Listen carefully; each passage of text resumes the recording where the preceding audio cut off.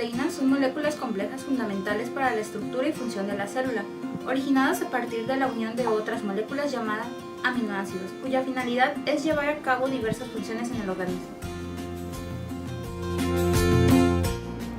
La síntesis de proteínas se lleva a cabo en dos etapas. La primera etapa, transcripción, ocurre dentro del núcleo de las células eucariotas. Aquí la secuencia se transcribe en una molécula de ARN, el cual es denominado ARN mensajero. Y la segunda etapa, traducción, en el que el ARN mensajero pasa del núcleo al citoplasma. El mensaje es traducido por los ribosomas, que arman una cadena de aminoácidos.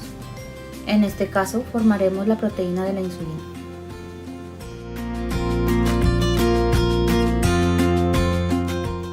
Para formar la cadena de ARN a partir de ADN, se debe tener en cuenta que cada nucleótido de ADN se ensambla con un determinado nucleótido de ARN. La molécula de ADN se desenrolla mediante la acetilación de determinada histona por medio de la enzima helicasa y deja accesible la cadena a partir de la cual se inicia la síntesis del ARN. La enzima polimerasa del ARN que controla la reacción detecta una región de la secuencia de ADN llamado promotor que marca el punto de inicio de la síntesis. Los nucleótidos se añaden uno por uno en orden complementario. De esta manera, la adenina del ADN se combina con el uracilo del ARN, AU. En el mismo orden, la timina se ensambla con la adenina, TA, y la citosina se combina con la guanina y viceversa. Hay por lo tanto complementariedad entre el ARN y el ADN de donde se copia. Al conservar la información impresa en esta parte del genoma, el ARN tiene las instrucciones que determinan la secuencia de aminoácidos de una proteína. Los intrones del ARN se quedan en el núcleo, mientras que los exones se juntan entre sí para constituir como tal el ARN mensajero que saldrá del núcleo.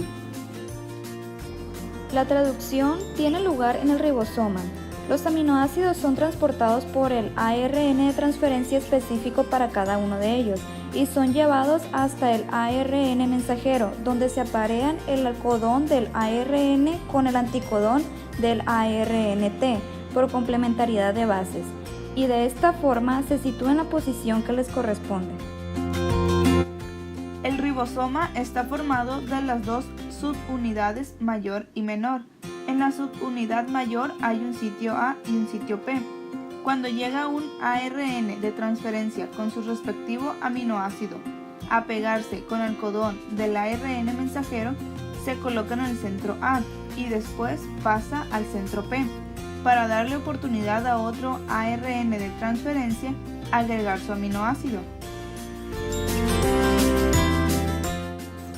El aminoácido que empieza la síntesis de proteína es la metionina. Una vez situado en el sitio P, se libera su ARNT, pero se queda el aminoácido metionina que se une a otro aminoácido por medio de una unión peptídica.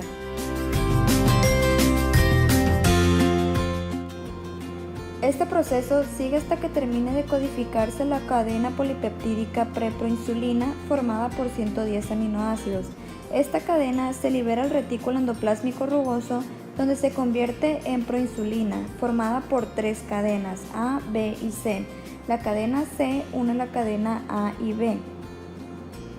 Esta proinsulina se dirige al aparato de Golgi por medio de gránulos que contienen enzimas proteolíticas como convertasas y carboxipeptidasas encargadas de romper la cadena proinsulina, liberando la cadena C y dejando unidas por puentes disulfuro las cadenas A y B, esta llamada insulina, que cuando hay estimulación, estos gránulos con contenido de insulina se liberan al torrente sanguíneo.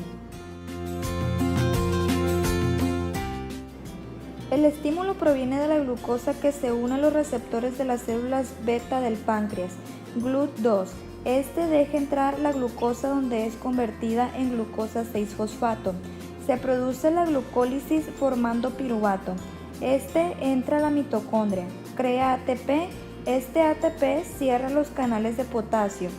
Esto permite la despolarización de la membrana y estimula la apertura de canales de calcio. Cuando aumenta la cantidad de este, estimula la liberación de gránulos de insulina.